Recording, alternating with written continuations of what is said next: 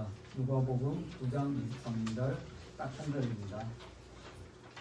시작. 그리고 예수께서 모든 사람에게 말씀하셨다. 나를 따라오려는 사람은 자기를 부인하고 날마다 자기 십자가를 지고 나를 따라오라. 네. 오늘 말씀 선포는 예수님을 따르려면이라는 제목으로 이영호 목사님이 전해주실 텐데 굉장히 어려운 내용일 것 같습니다. 날마다 자기 십자가를 지고 자기를 부인하고 따라와야 되는 내용인데 어떤 내용인지 목사님 모시고 설교 말씀 듣도록 하겠습니다. 나오실 때 큰 박수 맞아주시기 바랍니다.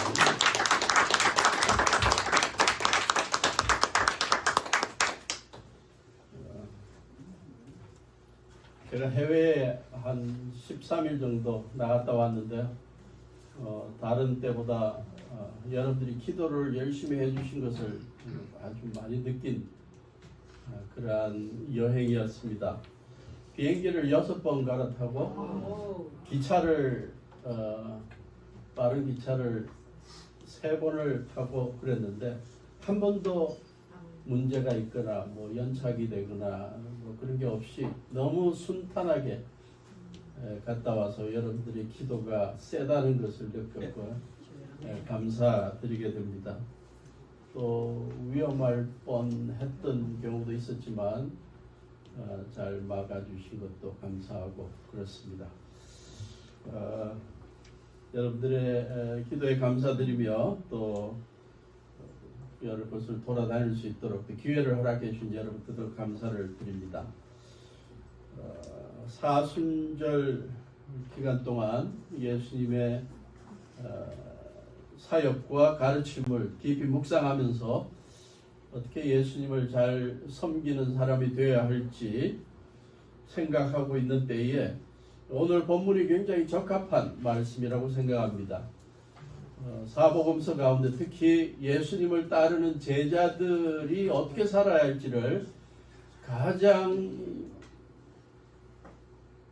집중적으로 또 엑기스 있게 소개하고 있는 구절이 바로 이 구절이 아닌가 생각합니다. 본문 앞부분을 보면 예수님께서 여러 가지 기적을 행하셨는데 8장에 귀신 들린 사람을 고치시고 야이로의 죽은 딸을 살리시고 9장에는 5,000명을 먹이는 신비로운 기적들을 행하셨습니다.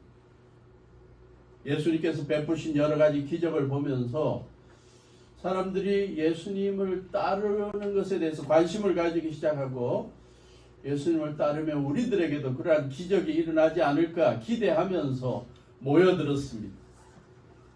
그때 예수님께서 그들의 눈빛을 보시고 그들의 의중을 읽으시면서 오늘 말씀을 하십니다. 너희들이 정말 나를 따르는 참 제자가 되려면 이 2가지는 꼭 기억해야 된다. 좀 무거운 주제이지만 기억해라. 자기를 부인해라. 둘째, 날마다 자기 십자가를 져라. 자기를 부인한다. 저는 이 구절을 소개하면서 가끔 농담 섞인 교훈을 하는데요. 이 구절을 읽을 때 좀 확실하게 읽어야지 의도적으로 막 단어를 빼거나 조사를 빼거나 그러면 안 된다. 나를 따라오려는 사람은 자기 부인하고 날마다 자기 십자가를 지고 나를 따라오느라. 그래서 부인을 앞세워서 십자가 지는 일은 부인한테 맡기고 자기는 뒤에 꽁무니 따라다니면서 쉽게 신앙생활 하려는 사람 되지 마라. 자기를 부인한다는 동사, 헬라어 동사는 복음서의 다른 곳에서 또 나타나는데요. 예수님의 제자 베드로, 예수님께서 유대인 지도자들에게 잡혀가지고 대제사장 집에서 신문을 당하고 있을 때 베드로는 도망가지도 못하고 멀찌감치서 불을 쬐고 있는데 한 하녀가 나타나서 너 예수님하고 같이 있던 사람이지. 이 사람은 나사렛 예수와 함께 다니던 사람입니다. 라고 하니까 베드로가 뭐라고 그랬죠? 나는 그 사람 알지 못하오 하고 예수님을 부인했다 할 때 그 동사가 바로 자기를 부인하고 라는 동사입니다. 다시 말해서 베드로는 나는 예수님과 아무 관계가 없는 사람이요 라고 말함으로써 자기가 예수님을 부인한 것이죠. 이와 마찬가지로 예수님을 따르는 자들이 자기를 부인해야 한다는 말은 예수님을 따르면서 마치 자기 자신의 존재 자체를 모르는 것처럼 존재 자체, 자신의 존재를 인정하지 않는 것처럼 오로지 주님만 인정하고 주님의 뜻만을 따르려는 자세를 지녀야 함을 말합니다. 다시 말해서 예수님을 따르고 교회를 섬기면서 자신의 사적인 욕심을 채우려 하지 않아야 한다는 것입니다. 이단 교주들이 이런 짓을 많이 하죠. 며칠 전에 유튜브에 봤더니 참 별난 교주가 다 있더군요. 한국에서 교주하는 게 아니라 저 브라질까지 가가지고 1000명 정도의 성도를 브라질까지 이주시켜서 집단 생활하게 만들면서 거의 임금도 주지 않고 일시키고 자기 왕국을 만들어놨어. 그리고는 성적으로 사람들을 유린하는 이러한 짓을 하는 사람 생각보다 많은 것 같아요. 자기를 부인한다는 것은 예수님의 이름을 걸고 자기의 욕심을 추구하는 것이 아닙니다.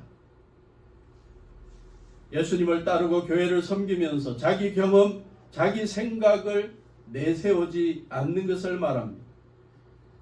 오직 주님의 뜻에 순종하려 하고 하나님의 말씀에 순종하는 것을 말합니다. 누가복음 5장 1절부터 보면 베드로와 여러 어부들이 밤새도록 고기를 잡았는데 한 마리도 못 잡았습니다.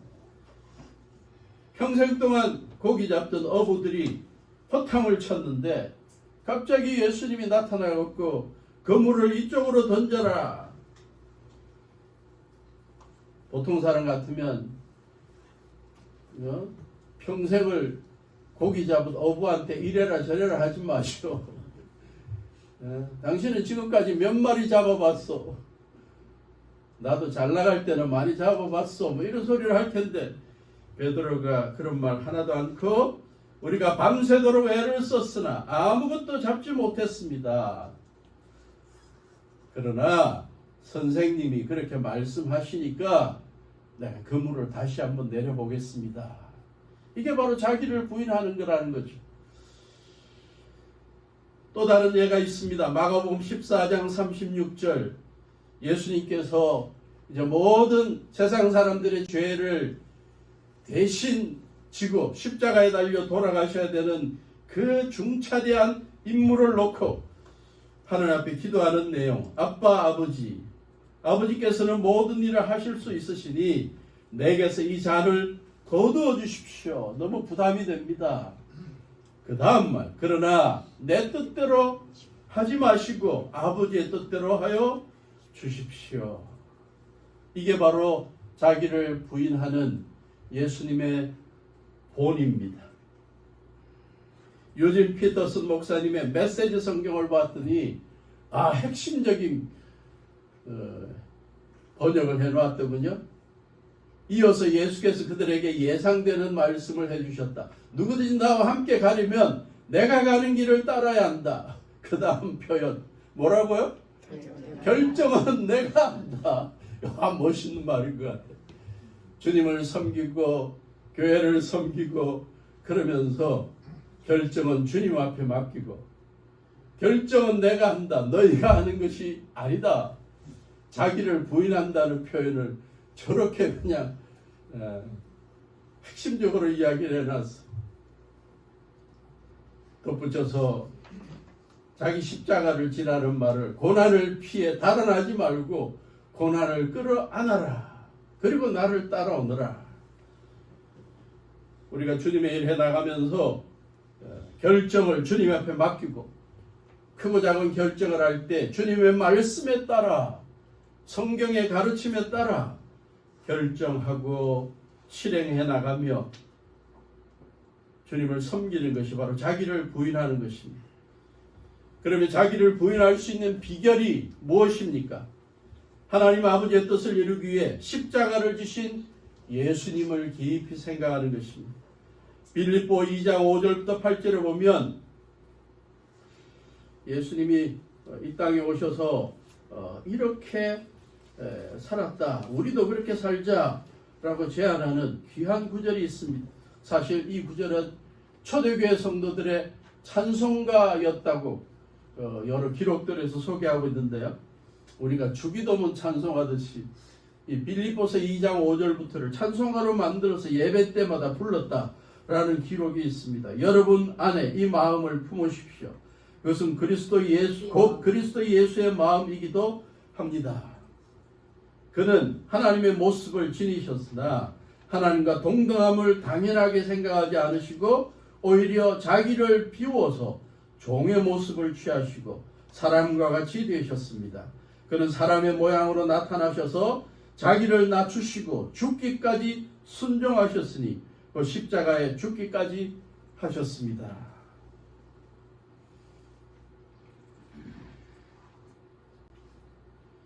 우리가 자기를 부인하고 주님을 따라갈 수 있는 비결은 우리 예수님의 본을 따르는 것입니다.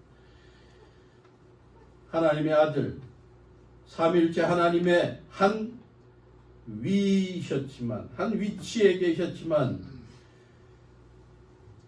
하나님 아버지의 명령에 순종해서 자기를 비워 종의 모습을 취하시는 예수님, 자기를 낮추시고 죽기까지 순종하는 모습, 이게 바로 예수님이 보여주신 자기 부인입니다.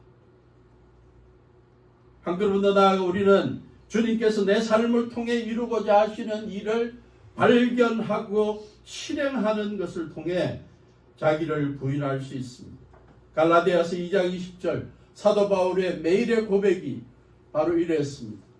자기가 하루하루 살아가는 목적이 무엇인지를 분명히 했습니다. 같이 읽읍시다. 시작. 나는 그리스도와 함께 십자가에 못 박혔습니다. 이제 살고 있는 것은 내가 아닙니다. 그리스도께서 내 안에서 살고 계십니다.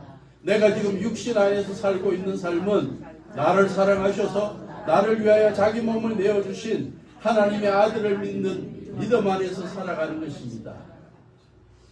더 이상 죄의 유혹에 빠져 세상의 유혹에 빠져 향락에 빠져 살아가는 것이 아니라 나에게는 새로운 삶의 목적과 방향이 생겼습니다. 내가 하루하루 살아가는 것은 나를 위해 십자가를 지신 하나님의 아들 예수님을 믿는 믿음 안에서 그분이 나에게 맡겨주시는 사명, 뜻을 이루며 살아가는 것입니다. 사도 바울의 이러한 믿음의 고백처럼 우리도 이러한 고백을 하고 살아갈 때 그것이 바로 우리 자신을 부인하는 제자의 모습인 것입니다. 제가 유학하는 동안 미국의 켄터키 루이빌이라는 곳에 남침내교 신학교가 있었는데 그 지역에서 굉장히 큰 아주 모범적인 교회가 있었습니다. South East Christian Church라는 그 당시에 한 2만여 명의 성도들이 모여서 굉장히 훌륭한 사역들을 하고 있던 교회였는데요. 거기에 목사님 카일 아이들만이라는 목사님이 자기 자신을 죽이는 것에 대하여 글을 하나 쓴 것을 제가 보고 감동을 했습니다. 자기를 부인한다, 다른 표현으로 늘 자기를 죽인다는 이러한 표현, 굉장히 어렵고 무거운 것 같지만 아니라는 거예요. 어느 누구나 실행할 수 있는 것으로 설명을 했습니다. 매일매일 자기를 죽인다, 자기를 부인한다는 것은 어떤 의미냐? 점심시간에 사무실 길 건너 있는 노숙자에게 1시간 동안 같이 음식을 나누어 주는, 그게 바로 자기를 부인하고 자기를 죽이는 것일 수 있다.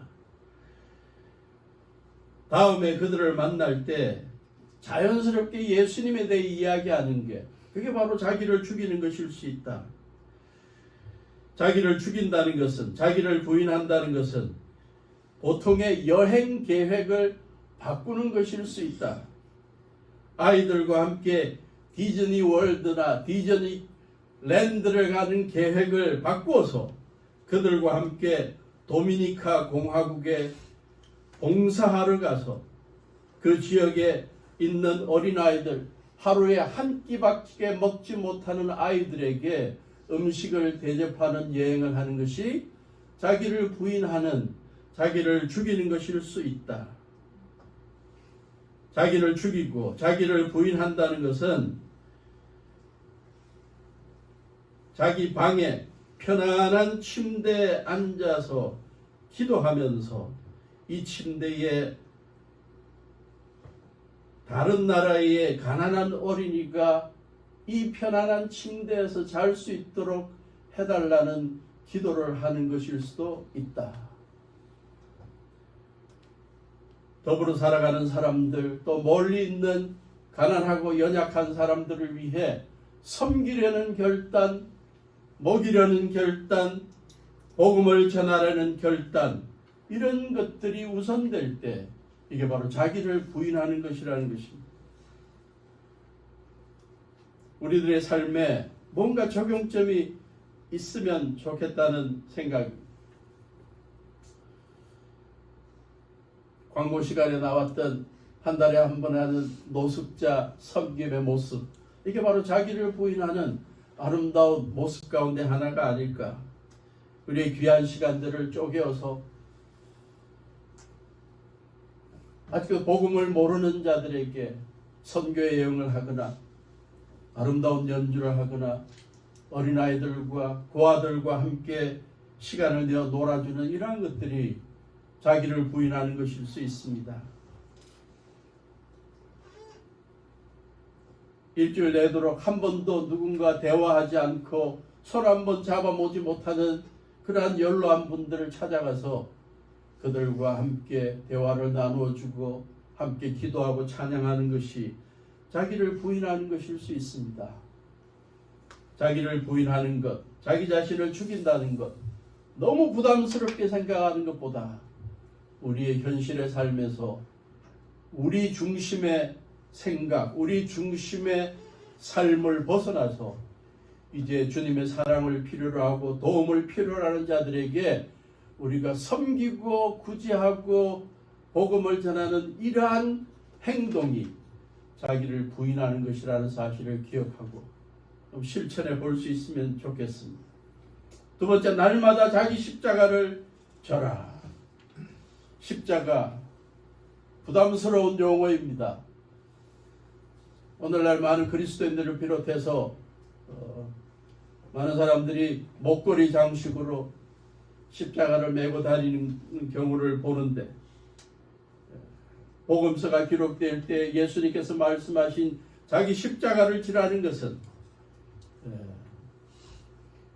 목숨을 내어놓고 희생을 각오하라는 것이죠. 예수님을 따르는 이들은 두 가지 십자가를 늘 묵상해야 한다고 봅니다. 첫째는 예수님이 우리를 대신해서 지신 십자가입니다. 우리의 죄값을 대신 치르기 위해 십자가에 달려 피 흘려 죽어주신 그 십자가의 모습을, 희생적인 죽음을 늘 기억해야 하는 것입니다. 구약에서부터 예언되었던 그 사건, 이사야 53장 4절부터 5절에 보면, 이사야 53장 4절 5절, 그는 실로 우리가 받아야 할 고통을 대신 십자가에서 받았고 우리가 겪어야 할 슬픔을 대신 겪었다. 그러나 우리는 그가 징벌을 받아서 하나님에게 맞으며 고난을 받는다고 생각하였다. 그러나 그가 찔린 것은 우리의 허물 때문이요 그가 상처를 받은 것은 우리의 악함 때문이다. 그가 징계를 받음으로써 우리가 평화를 누리고 그가 매를 맞음으로써 우리의 병이 낫다. 예수님의 십자가를 통해 우리의 죄값이 대신 치러지고 우리가 하나님과 평화를 얻게 되고 육체적인 질병뿐만 아니라 우리의 영적인 질병까지도 치유를 받게 되는 이 귀한 예수님의 십자가의 은혜를 생각하는 우리가 되어야 합니다. 그러나 예수님의 제자들은 예수님이 지신 십자가만 생각하면 안 되고 예수님의 말씀처럼 각자 져야 할 십자가까지도 생각해야 합니다. 자기 십자가를 지고 예수님을 따르라. 예수님이 지라는 십자가는 아무리 좋은 말을 해도 그 가장 중심에는 예수님이 십자가를 지시고 희생적으로 죽으신 것까지 각오하면서 주님을 섬기고 하나님의 나라를 섬기라는 말입니다. 준엄한 명령입니다. 그것은 뒤에 9장 24절 25절에 이어지는 것을 보면 나를 위하여 제 목숨을 잃는 사람은 다시 목숨을 얻을 것이다 라는 구절에서도 나타납니다. 예수님께서 자기 십자가를 지라고 한 것은 주님을 섬겨나가면서 또 복음을 전하고 이웃들을 섬기면서 목숨까지 각오하라는 것입니다. 죽음까지 각오하라는 것입니다. 그리고 섬겨야 참 제자가 될 수 있다는 것입니다. 목회자로서의 고민, 갈등 가운데 하나가 이것입니다. 주님의 은혜를 기대하고 신앙 가운데 신앙생활 하면서 모든 것이 잘 되고 형통하고 건강하고 물질적으로 풍요하고 그래서 평안하고 행복한 삶을 성도들이 살아갈 수 있으면 좋겠다는 기도 제목이 있습니다. 그러나 또 한면으로는 이 어지러운 세상에서 아직도 복음을 모르고 살아가는 이 세상에서 복음을 전해야 하는 사명도 있기 때문에 그 복음을 전하면서 겪게 되는 여러 가지 고통과 아픔과 슬픔, 어려움도 있기 때문에 그것을 각오하고 주님을 섬겨야 한다는 외침도 해야 하는 것인데 그것을 그러한 외침을 할 때마다 마음에 부담이 되죠. 야, 성도들이 너무 마음에 부담이 되어서 예수님을 따르려는 마음을 버리면 어떡할까? 그럼에도 불구하고 예수님을 외칩니다. 참 제자로 살아가는 것은, 참 그리스도인으로 사는 것은 주님의 뜻을 이루어 살다가 십자가를 지는 것까지 각오하는 것이다. 맥크라큰이라는 신학자, 목회자, 영국의 기독교 철학자 C.S. 루이스, 이 두 분이 바로 이 자기 십자가를 지는 것에 대해서 이렇게 설명했습니다.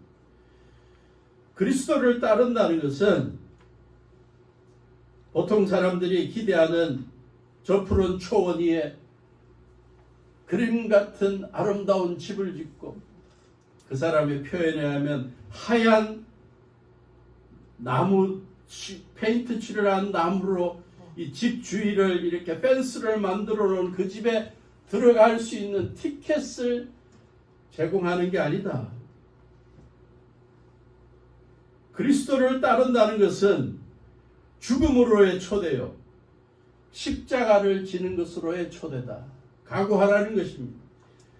C.S. 루이스도 말했습니다. 나는 나를 행복하게 만드는 종교를 원하지 않는다. 나는 알고 있다. 나를 행복하게 만드는 것은 포르투갈산 포도주 한 잔이면 된다. 포르투갈 와인이 그렇게 맛있나 보죠? 그 사람은 C.S. 루이스는 그 포도주 한 잔이면 나는 행복을 느낄 수 있다는 거예요. 나는 종교를 믿으면서 신앙을 가지면서 행복을 위해서 신앙을 갖고 싶진 않다. 만약 당신이 아주 안락을 누리고 편안하게 느끼게 만드는 종교를 원한다면 나는 기독교를 추천하고 싶지는 않다.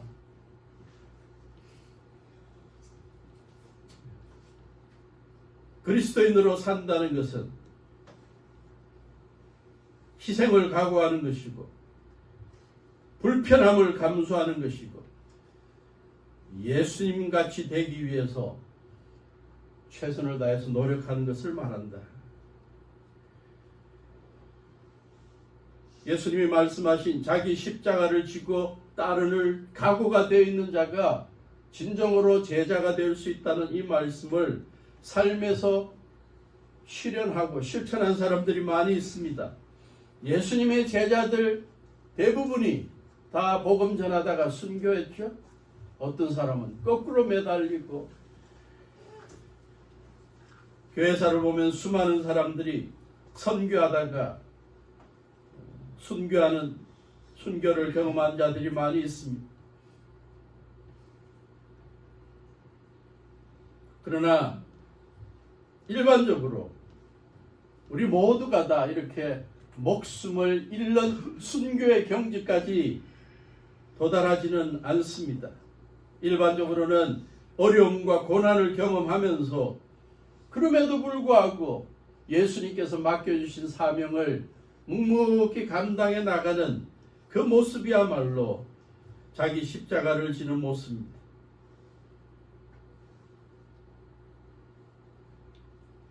많은 분들이 자기 십자가를 지는 것을 희생이라고 표현하는 걸 보았고 저도 그렇게 많이 표현했습니다.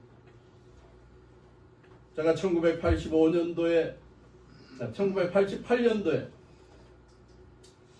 신학교에서 이제 끝내고 신학교 공부를 끝내고 한국으로 돌아올 때 그 지역에 저희 담임 목사님과 몇 지방의 목사님들이 모여서 저에게 목사 안수를 주면서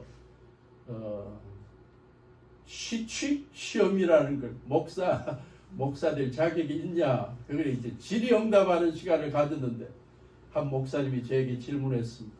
예수님의 십자가가 갖고 있는 의미가 무엇입니까? 답하십시오. 그때 제가 했던 답이 바로 예수님의 희생적인 사랑을 가장 잘 보여주는 사건이라고 생각합니다. 아울러 우리들도 살아가면서 주님의 나라를 위해 주님의 맡겨주신 양들을 위해 희생적으로 살아가고 희생적인 사랑을 베푸는 것이 십자가를 지는 것이라고 생각합니다. 그래서 자기 십자가를 지는 것을 주님을 위해서 희생하는 것이라는 표현을 썼습니다. 맞는 부분도 있죠. 그런데 요즘 와서 묵상하면 묵상할수록 우리가 주님을 위해 희생한다? 그 표현이 맞는 것인가? 자꾸 의문이 생기게 됩니다.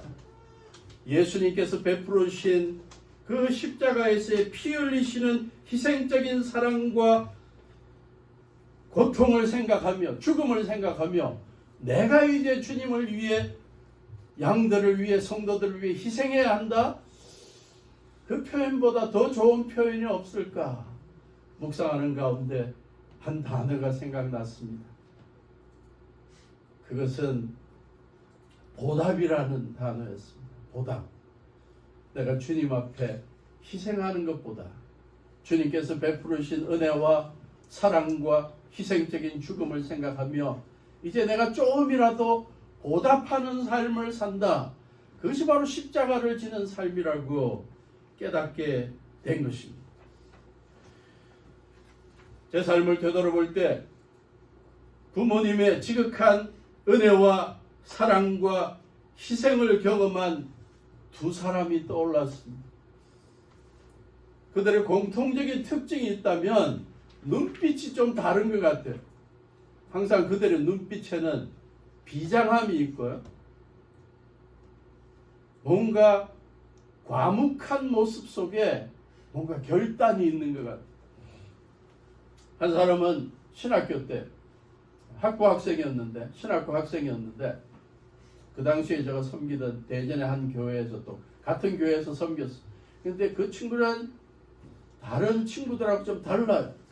그렇게 막 가볍게 행동하지도 않고 말이 막 많은 것도 아니고 굉장히 과묵한데도 뭔가 삶의 목표가 분명한 것 같아요.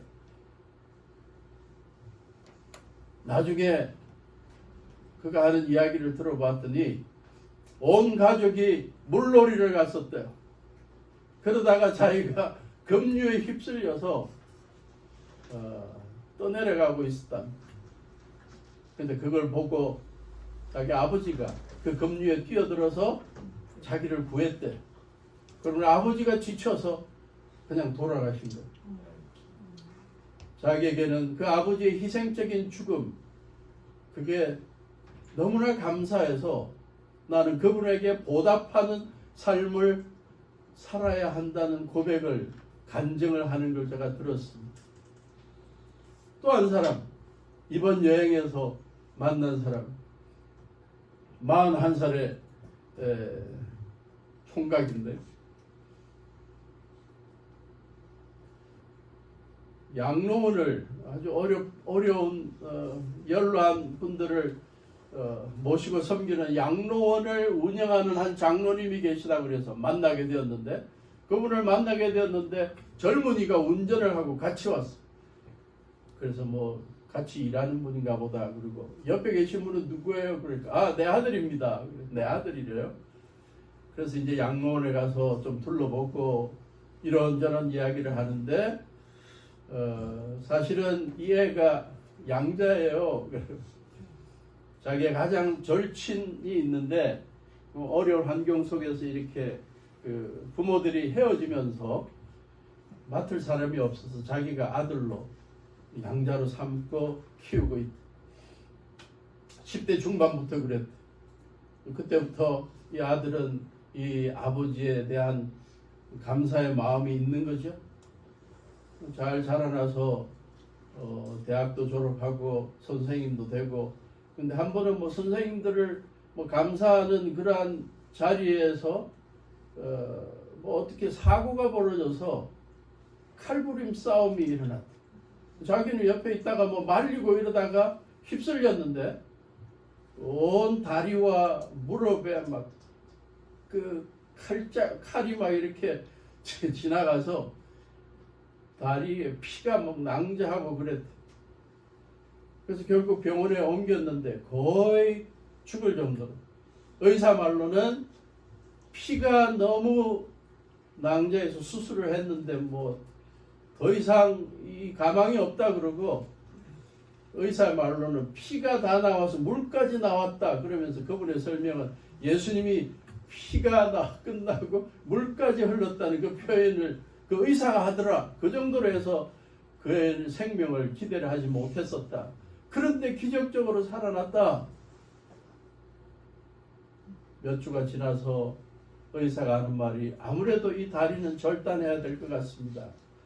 그래서 내일 절단을 하게 돼 있는 때에, 그 찰나에 수술하게 돼 있는 이런 아침 시간에 미국에서 연수를 끝내고 온 그 외과 의사 전문의가 아침 일찍 그냥 병원을 둘러다가, 각 병실을 둘러다가 그 사람 다리를 보더니, 이 친구 다리 안 잘라도 되겠는데? 다리 자르는 날 갑자기 의사가 나타나서 이 사람 다리 안 잘라도 돼. 그래서 또 수술을 안 해도 되게 됐다는 거야.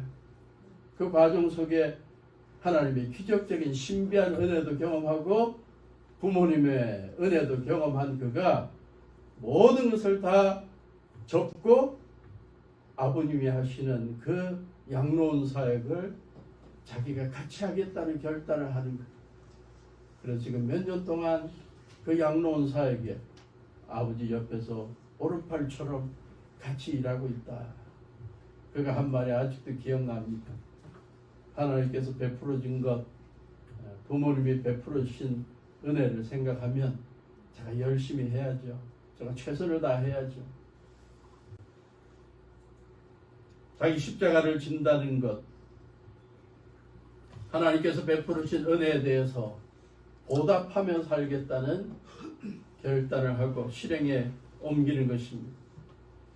제가 신학생 시절에 한 선교단체에서 참석해서 훈련을 받다가 그때 처음 접한 복음성가가 너무나 감동적인 노래가 있습니다. 파푸아 뉴, 제가 정확하게 나라 발음을 하나, 파푸아 뉴기니아, 예, 거기에서 평생 동안 복음을 전한 여선교사님의 사역을 소개하면서 그 배경음악으로 이 찬양이 나왔는데, 제가 그때 많이 울면서 그 영상을 보았던 것 같아요. 그 찬양이 뭐냐면 어찌하여야 라고 번역되어 있는 찬양입니다.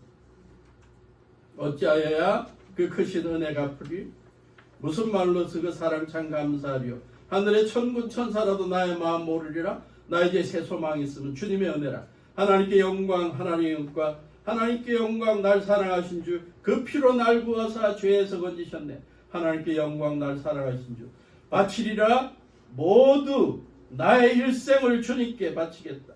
세상 영광 명예 갈보리로 돌려보내겠다. 그 피로 날 구하사 죄에서 건지셨기 때문이다. 나중에 보니까 이 영어로 된 가사가 감동이 조금 더한 것 같아요. 제목 자체가 부터가 감동이에요. 우리 한국어로 제목을 어찌하여야 라고 되어 있는데 영어 가사는 제목이 My Tribute, 나의 보답입니다. 하나님께서 베풀어 주신 것에 대한 나의 보답. 영어 가사 준비되어 있나요? How can I say thanks for the things you have done for me? 당신께서 나를 위해 해주신 것에 대해 어떻게 내가 감사를 표현할 수 있을까요? Things so undeserved. 내가 그렇게 가질 자격도 없는 것에 대해 Yet you gave to prove your love for me. 당신이 나를 향한 사랑을 증거해 주시기 위해 주셨습니다. The voices of a million angels. 100만 천사들도, 100만 천사들의 노랫소리도 could not express my gratitude. 하나님에 대한 나의 감사를 다 표현할 수 없다. All that I am, 나의 나 된 것과 ever hope to be, 나의 미래에 될 것까지도 나는 I owe it all to thee. 나는 당신의 덕으로, 당신의 공으로 돌리고 싶습니다. To God be the glory. 하나님께 영광을 돌리겠습니다. For the things he has done. 그가 베풀어 주신 것. 그 다음에 With his blood he has saved me. 그의 피로 나를 구원해 주셨고, 우리 가사에 빠진 것 With his power he has raised me. 예수님이 십자가에서 흘리신 피로 나를 구원해 준 것뿐만 아니라 그분의 능력으로, 부활의 능력으로 나를 넘어질 때마다 일으켜 주시는 그분을 생각할 때마다 나는 그분이 베풀어 주신 것에 대해 영광을 돌릴 수밖에 없습니다. 이게 바로 보답하는 거죠. 이게 바로 자기 십자가를 지는 겁니다. 너무 설명이 길었죠? 찬양을 같이 불러보면 좋겠습니다. 좀 높긴 한데 해봅시다.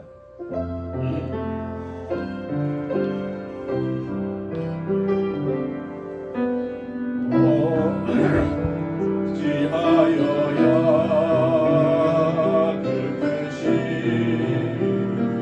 은혜가 부리 무슨 말로서 그 사랑 참 감사하리요. 하늘에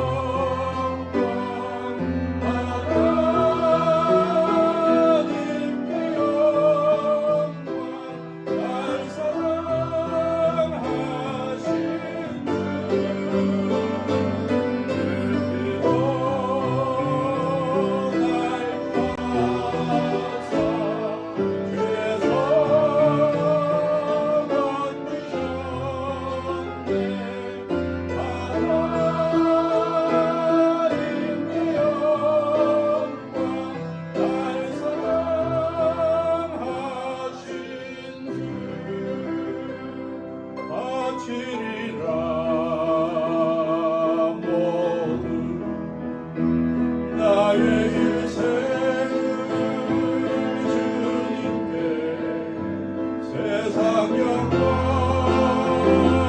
명예로 갈보리로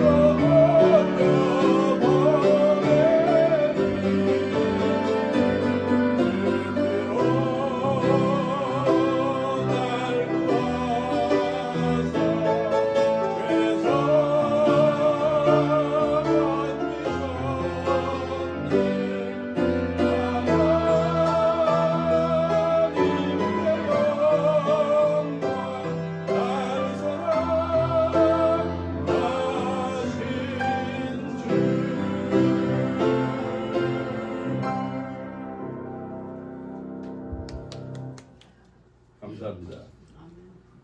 같이 불러주셔서.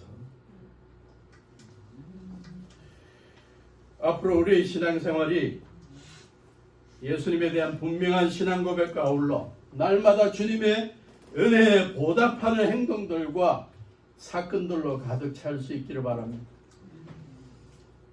갈라디아서 6장 17절에 사도 바울의 아름다운 고백이 있죠.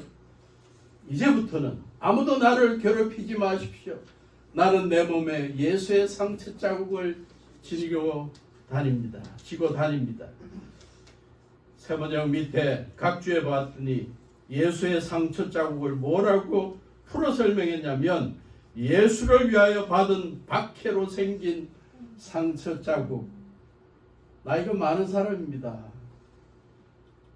주님 섬기면서 나에게 주어진 십자가 지고 다니면서 여러 가지 상처 있는데 자꾸 더 나 괴롭히지 마십시오. 우리들에게도 주님 섬겨 나가면서 몸에 마음에 예수의 상처 자국이 좀 많이 생기기를 바라고 그걸 하나님 앞에서 감사하는 우리가 되면 좋겠습니다. 그들 나름대로 주님 섬기면서 나름대로 상처 자국처럼 좀 갖고 있어야 우리가 참 제자가 아닐까. 앞으로 주님 섬기면서 좀 상처 자국들 많이 있기를 바라고 서로 모여서 이런저런 이야기할 때마다 주님 섬기면서 얻게 된 그런 자국들, 흔적들, 간증들 많이 하는 그러한 우리가 될 수 있으면 좋겠다 하는 생각이 들었습니다. 예수님의 제자로서 살아갈 때, 예수님을 따를 때 우리가 기억해야 할 두 가지, 자기를 부인하는 것, 자기를 내세우지 않는 것, 오로지 예수님의 뜻을 따르고 예수님의 말씀에 순종하며 예수님의 십자가를 생각하면서 우리들도 주님을 섬길 때 여러 가지 어려움도 겪을 수 있고 그렇지만 주님께서 베풀어진 것에 보답하면서 기쁜 마음으로 주님 섬기고 살아가는 우리가 되어서 주님 앞에 너 참 제자답게 살았다 칭찬받는 우리가 될 수 있기를 주님의 이름으로 축원합니다. 기도하시겠습니다.